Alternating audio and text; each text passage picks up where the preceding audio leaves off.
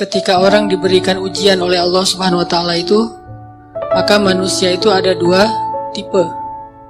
Ada manusia yang berkeluh kesah dengan ujian, ada manusia yang bersabar atas ujian. Dan orang yang bersabar ini juga bermacam-macam bentuknya. Ada yang sabar dengan pasrah, ada yang sabar justru dengan memperbaiki diri. Dia bersabar sambil memperbaiki dirinya, karena dia sadar tidak ada masalah yang menimpanya kecuali ada yang salah dalam dirinya. Tidak ada musibah yang menimpa dia kecuali ada sesuatu yang dia lakukan yang mungkin bukan kebaikan, yang mungkin dosa. Sehingga selain bersabar, sembari bersabar dia mencoba untuk mengevaluasi, memperbaiki diri. Dan ini adalah model orang yang sabar yang paling baik. Sedangkan yang mengeluh juga macam-macam. Ada yang mengeluhkan masalah, ada yang mencari kambing hitam, menyalahkan temannya. Kayak misalnya dia gak lulus satu mata kuliah atau nilainya jelek, dia nyalahin teman kos-kosannya gara-gara teman kos-kosannya ngajak dia main terus misalnya. Padahal itu kan pilihan ya, dia bisa menerima, bisa menolak. Bisa nyalahin mantannya, nih gara-gara saya diputusin, saya nilainya jadi jelek. Ya salah juga sih. Nah ini kan bentuk-bentuk keluhan nih. Ada yang menyalahkan, sampai tingkat keluhan yang paling parah itu menyalahkan takdir, menyalahkan Allah. Ya Allah kenapa saya, apa maunya engkau, dan seterusnya dan seterusnya. Nah malam ini kita akan bahas angle orang yang ketika diuji oleh Allah bersabar, dan juga sambil bersabar dia mencoba untuk memperbaiki diri. Dan ini adalah cara yang paling baik dalam menyikapi suatu musibah atau masalah. Cara yang paling elegan dan cara yang paling bijak, cara yang paling disukai Allah ketika kita mendapatkan masalah itu justru kita mencari tahu apa salah kita. Walaupun masalahnya bukan dengan keadaan. Kalau menyalahkan keadaan kan susah. Masalahnya kadang dengan orang lain. Orang mencela kita, orang berkata-kata tidak baik kepada kita. Ya memang salah dia, tapi tidak akan menimpa ucapan itu kepada kita kecuali memang ada sesuatu yang terjadi dalam diri kita. Ada sesuatu dosa yang pernah kita lakukan. Nah ini namanya belajar bersabar sambil mengevaluasi diri. Bahasa fikihnya muhasabah diri.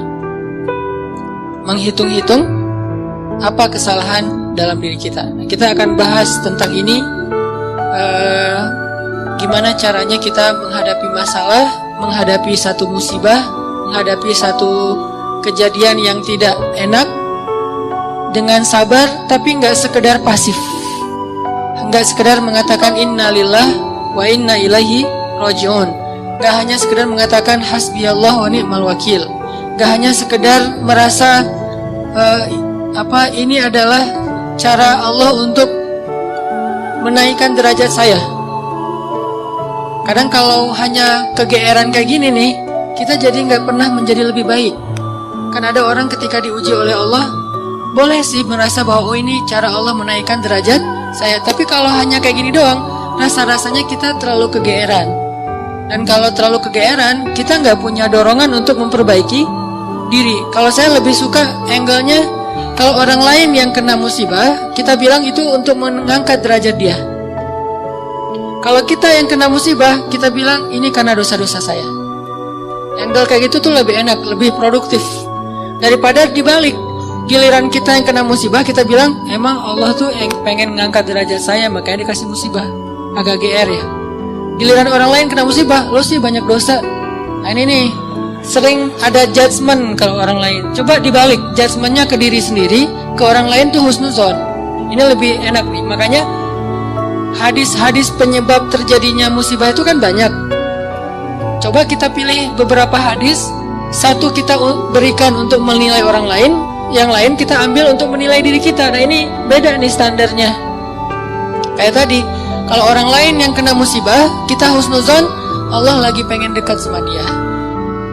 Kita husnuzon, Allah pengen menggugurkan dosa-dosa dia. Kita husnuzon, Allah pengen mengangkat derajat dia. Kita husnuzon, emang orang yang paling dicintai Allah tuh biasanya dikasih banyak ujian. Gitu husnuzonnya. Kalau orang lain yang kena masalah atau musibah, jangan tuh kan. Saya bilang juga apa, tuh gara-gara dia dulu zalim sama saya, sekarang dibalas sama Allah. Jangan gitu. Jangan kegeeran bahwa itu kayak karma ya, gara-gara dia pernah nyakitin kita, sekarang dibalas sama Allah. Belum tentu juga kayak gitu. Kegeeran kita tuh kadang-kadang bikin kita jadi nggak pernah belajar, merasa udah baik, walaupun dalam kondisi yang paling sulit juga merasa udah baik. Begitu dikasih musibah, wah Allah kangen sama saya nih. Harusnya ke orang lain kayak gitu tuh. Begitu dikasih musibah, wah Allah pengen menghapus dosa-dosa saya. Bagus, nggak salah. Cuman kalau keseringan, ini namanya GR. Nggak tahu proporsional nggak kalau kayak gini terus. Harusnya jangan hanya ini, diutuhkan juga dengan satu angle lain, yaitu angle, oh saya ada salah, oh saya ada dosa, oh saya ada yang keliru. Makanya datang musibah itu tidak akan terjadi musibah kepada saya kecuali karena kesalahan saya sendiri. Kan hadis qudsinya kayak gitu. Hadis qudsi kalimat salah satu dari kalimat hadis qudsi yang panjang. Hadisnya itu panjang banget, satu halaman. Salah satu kalimatnya tuh Allah bilang, hadis qudsi itu kan Allah yang ngomong ya. Cuman captionnya dari Nabi. Gagasannya dari Allah, captionnya dari Nabi. Kalau Quran, gagasan dan captionnya dari Allah. Kalau hadis, gagasan dan captionnya tuh dari Nabi. Nah, Allah bilang, kalau kalian dapat masalah, kalau kalian dapat nikmat, janganlah kalian memuji kecuali aku. Kalau kalian mendapatkan musibah, janganlah kalian menyalahkan kecuali diri kalian sendiri. Jadi kalau kita dapat nikmat, jangan muji diri. Gua emang ya gini lah. Kita sering kalau ke diri itu yang enak-enak aja diambil. Kalau misalnya orang lain, itu mah kebetulan doang misalnya. Kalau giliran kita, ya ini memang saya emang kayak gini orangnya, bukan sombong ya. Nah ini artinya kita terlalu sering kegeeran. Kalau kita dapat nikmat, yang dipuji adalah Allah. Makanya kalimat kalimat yang paling Allah suka itu Alhamdulillah. Itu kalimat yang paling Allah suka. Kita memuji Allah kalau kita dapat nikmat. Kita bilang, hadza min fadli rabbi. Ini anugerah dari Allah, ini hadiah dari Allah, ini kebaikan dari Allah, ini karena Allah ngasih, dan seterusnya dan seterusnya. Jadi yang dipuji itu Allah. Wa amma bi ni'mati rabbika fahaddits, itu membicarakan nikmat Allah. Bukan membicarakan kehebatan diri kita. Tapi kalau diberikan musibah, jangan kita menyalahkan siapapun kecuali diri kita sendiri. Nah ini salah satu angle yang dibangun lewat hadis qudsi. Walaupun kadang bisa kita secara realistis melihat kesalahan orang lain. Untuk apa? Bukan untuk mengkambing hitamkan dia. Kalau emang dia salah, bukan untuk mengkambing hitamkan. Untuk apa? Untuk menghindar, untuk waspada, jangan sampai kita jadi korban dia lagi untuk kesekian kalinya. Kayak ada orang yang zalim, gara-gara kezaliman dia akhirnya kita kena batunya nih. Ada orang yang dalam satu tim misalnya nggak jujur, akhirnya kita kehilangan satu proyek, satu usaha kita tuh bangkrut gara-gara dia nggak jujur. Memang dia yang salah. Salah satu yang salah itu adalah dia. Dan kita akui bahwa itu kesalahan dia, tapi bukan untuk mengkambing hitamkan dia. Kalau enggak karena kamu tuh enggak ada masalah ini, enggak. Dia bukan satu-satunya, salah satunya. Karena kalau kita enggak punya dosa, mungkin kesalahan dia hanya akan menimpa dia saja. Tapi karena kita juga punya dosa, akhirnya kesalahan dia juga menimpa kita. Tapi Ustadz, ada yang hadis mengatakan, kalau di dalam satu masyarakat ada orang yang berbuat dosa, nanti Allah akan timpakan musibah yang kena bukan cuma dia, sampai tetangganya juga kena. Itu kenapa bisa gitu? Dosa tetangganya apa? Dosa tetangganya membiarkan kemungkaran terjadi. Kesalahan masyarakatnya adalah membiarkan dosa itu tanpa ada orang yang mau memperbaikinya. Itu kesalahan masyarakat. Jadi pesan moral dalam hadis itu bukan orang yang gak salah terus kena juga, bukan. Orang yang gak salah itu kena gara-gara mereka membiarkan kemungkaran itu terjadi. Kalau ada usaha dakwah, Allah gak akan menimpakan. Kalau ada nabi, kalau ada dai, kalau ada ulama yang berdakwah untuk mencegah kemungkaran di situ, maka Allah tidak akan menimpakan musibah itu kepada mereka. Kenapa? Masih ada dai. Sebagaimana Nabi Lut Ketika Nabi Lut masih berdakwah, Allah nggak akan hancurkan gunung di Sodom. Allah suruh dulu Lut keluar, baru dihancurkan. Kenapa? Karena masih ada yang berdakwah. Kalau Nabi Lut tidak berdakwah, walaupun di dalam negeri itu ada orang soleh hidup sendiri dan tidak mau berdakwah, maka Allah akan menimpakan musibah dan mengenai orang soleh. Kenapa orang soleh kok kena padahal dia nggak berdosa? Dosa dia adalah membiarkan kemungkaran. Dosa dia adalah membiarkan kebatilan, tidak berbuat apa-apa. Jadi kita bersyukur juga ada ulama-ulama yang bersuara untuk kemungkaran. Itu salah satu alasan mungkin Allah masih menahan musibah atas negeri kita. Kalau mereka tidak menyuarakan kebenaran dan mencegah kemungkaran, mungkin dari dulu kita udah kena musibah-musibah yang besar. Kalaupun ada musibah-musibah kecil, ini mungkin lebih kepada hikmah yang lain, bukan hikmah karena Allah pengen mengazab bangsa Indonesia. Jadi teman-teman, coba kita perbaiki angle berpikir. Apa yang harus kita persangkakan ketika orang lain kena musibah, dan apa yang harus kita persangkakan ketika kita yang kena musibah. Kalau kita yang kena musibah, salah satunya adalah cari salahnya di mana nih dalam diri kita. Kalau orang lain yang kena musibah, maka berbaik sangka dengan mengatakan Allah ingin mengangkat derajat dia. Berbaik sangka dengan mengatakan Allah pengen dekat dengan dia. Berbaik sangka dengan mengatakan orang yang paling banyak diuji adalah para nabi, kemudian orang soleh, kemudian yang semisalnya, kemudian yang semisalnya.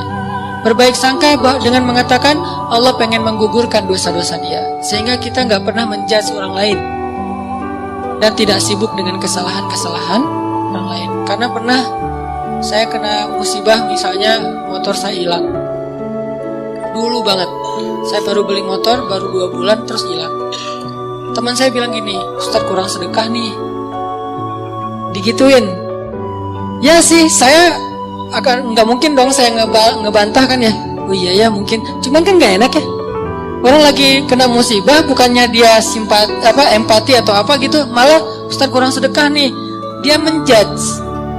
Dan kalau saya kepancing, nggak tahu sedekah saya kayak gimana, kan habis pahala sedekah saya. Udah pahala sedekahnya cuma sedikit, riak pula gara-gara kepancing sama dia, hilang kan, nggak ada manfaatnya kan ya. Dan itu sering loh mancing-mancing kita jadi riak. Kadang-kadang riak kita itu bukan direncanain, bukan gua pengen riak nih, nggak. Kalau kelas kita insya Allah nggak gitu-gitu amat lah. Nggak mungkin kita sedekah pengen pamer, kita beribadah pengen pamer, kita tilawah pengen pamer. Kita tahu lah itu mah sia-sia. Tapi kadang riaknya tuh muncul gara-gara kepancing sama orang lain. Lo nggak pernah gua ngeliat baca Quran? Wah, lo nggak tahu gua di HP ini ada Quran sampai 5 aplikasi loh. Bukan apa juga, banyak-banyak sama aja isinya. Aplikasi Al-Quran tuh ada 5 di sini, dan sehari tuh coba lo lihat, dan terakhir udah baca sampai surat berapa. Kan kepancing tuh. Riaklah kita gara-gara orang lain. Atau misalnya taklim atau apalah, atau umroh, haji, sedekah kayak gitu-gitu. Ada yang mancing. Lu nggak peduli banget dengan saudara-saudara kita yang di Palestina. Itu di sana tuh ngeri banget loh keadaannya. Lu kayaknya biasa-biasa aja. Lu ngelihat gua main, tapi gua tuh sedekah, gua tuh donasi terus setiap minggu tuh ngirim 1 juta. Habis kan? Ini riya yang kepancing namanya. Dan sama statusnya dengan riya yang direncanain. Makanya jangan gampang kepancing. Dia ngomong gitu ke saya lagi hilang motor, dia bilang Ustadz kurang sedekah. Kemarin ketinggalan dompet. Ketinggalannya di rumah ternyata. Gak tahu kemana dompet, panik gitu kan, soalnya SIM 2 di situ baru dibikin. Udah gitu kartu ATM gitu, terus ada foto anak. Alhamdulillahnya nggak ada duit. Tapi kan kartu lumayan tuh, blokir ATM dulu, terus mau ngirim SIM mau ngurus SIM juga, ngurus KTP, apalagi sekarang lama ngurus KTP-nya, masa kemana-mana saya mau bawa surat gitu nunjukin kan, naik pesawat, malas banget kan ya, nggak keren kalau nggak ada kartu teh. Mana-mana mau check-in pesawat, tunjukin kertas. Aduh, gimana rasanya nih, berat. Tiba-tiba ada yang iseng lah gitu. Udah tahu orang kena musibah, Ustadz banyak dosa, Ustadz ini segala macam. Iya sih, emang banyak dosa, tapi nggak usah diomong-omongin kan gitu ya. Jadi malah, karena kita juga udah muhasabah diri lah. Ketika kita dapat musibah, kita langsung introspeksi diri, nggak perlu digitu-gituin. Kadang kita ke orang lain tuh gitu, teman-teman. Dia mungkin udah sadar, atau nggak usah orang lain, keluarga sendiri, pasangan kayak gitu juga. Oh, kayaknya kamu tadi gara-gara kamu tadi ngomongin dia, makanya jangan digituin. Udah aja bab ngomongin orang lain, itu bab yang berbeda. Jangan dikait-kaitkan sehingga kita menjudge orang lain kena musibah gara-gara dosa yang baru saja dia lakukan. Ini kurang bijak. Yang bisa mengatakan ini hanya orang-orang tertentu seperti para nabi, terus ulama-ulama dengan level tertentu. Kalau kita dengan teman, jangan ngambil peran sebagai ulama. Beda. Kalau kita sebagai teman, ngambil perannya cuma teman doang. Empati, peduli, bantuin. Kalau ulama, kapasitasnya emang menasehati. Ulama itu kapasitasnya emang mengeluarkan fatwa. Bahkan menjudge, itu hak ulama menjudge. Karena ulama itu sama kayak hakim.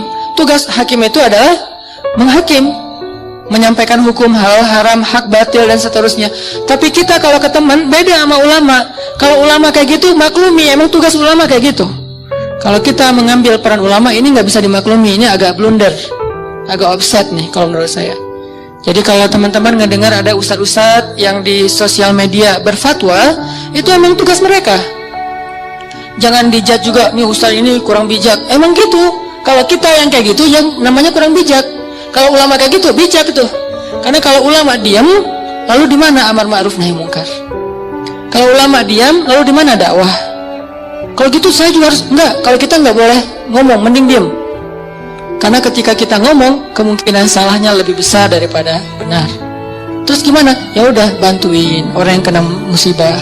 Jangan dijudge, jangan dihakimin, jangan difatwain. Kita bukan ahlul fatwa. Kita bukan mufti. Kita hanya orang biasa. Kalau mau sekedar watawasau bil haq Ustaz. Ya, watawasau bis sabr juga kan. Kita nasihatnya itu menguatkan kesabaran dia, bukan nasihatnya membuat dia makin jatuh. Rosi, nah ini bikin jatuh nih. Ya, sabar ya, mudah-mudahan Allah dengan modal husnuzon tadi, mudah-mudahan Allah angkat derajat kamu, mudah-mudahan Allah ngampuni dosa-dosa kamu, mudah-mudahan Allah kamu jadi lebih dekat kepada Allah. Ini watawasau bil haq, watawasau bis sabr. Tapi kalau kita bilang kamu kurang ini, kamu kurang itu, kamu kurang itu, ini berarti kita menjudge, menghakimi orang yang sedang kena musibah. Harusnya itu kita lakukan untuk diri kita, bukan untuk orang lain. Beda banget teman-teman, angle dalam menilai orang lain dan menilai diri kita sendiri itu beda. Jangan disamain. Yang banyak terjadi terutama di sosmed itu, kita memberlakukan yang untuk diri kita berikan ke orang lain, yang untuk orang lain kita ambil untuk diri kita. Itu yang terjadi di balik tadi tuh. Itu banyak banget di masyarakat kita. Yang kayak kasus orang lain kena musibah, kita bilang banyak dosa. Kita kena musibah, kita bilang Allah pengen ngangkat derajat saya. Harusnya dibalik. Kalau dibalik insya Allah kan nggak ada perdebatan ya, nggak ada haters, nggak ada keributan, nggak ada keramaian, nggak ada unfollow, nggak ada left group, nggak ada yang kayak gitu-gitu. Kenapa? Karena semuanya melihat ke orang lain dengan husnuzon, melihat ke diri sendiri dengan muhasabah, dengan mengevaluasi kesalahan sendiri. Ini poin pertama. Mudah-mudahan jadi pola pikir dalam kita berteman, pola pikir dalam kita bersosmed termasuk. Karena kalau pola pikir ini dibalik tadi bahaya. Kita nggak akan pernah punya teman yang nyaman berada di sisi kita. Terus disalah-salahin. Apalagi nanti kalau udah punya pasangan, nggak akan betah dia kalau terus-terusan disalah-salahin. Walaupun salah, kadang dia salah tapi nggak usah disalah-salahin. Cukup dibantu. Nanti dalam momen-momen yang lebih normal, lebih enak, baru dikasih tahu. Tapi kalau misalnya dia lagi ada masalah, disebutin lagi kesalahannya, secara manusiawi dia pasti akan ilfil. Alih-alih dia nerima nasihat kita, malah menjauh, malah jadi masalah baru. Ini angle berpikir. Terus yang kedua, kita coba lihat bagaimana cara para ulama menyikapi atau merespon masalah. Gimana orang soleh dulu ngerespon satu musibah. Orang soleh dulu, kalau mereka dapat musibah, mereka selalu memeriksa pertama hubungan mereka dengan Allah. Itu yang pertama diperiksa. Karena nggak mungkin ada musibah kecuali karena ada masalah antara kita dengan Allah. Kalau hubungan kita dengan Allah itu, hidup kita tuh bakalan mudah banget teman-teman. Tapi begitu ada kerenggangan antara kita dengan Allah, ada gap antara kita dengan Allah, ada kayak kerusakan hubungan kita dengan Allah, pasti jadinya tuh musibah, pasti jadinya tuh masalah.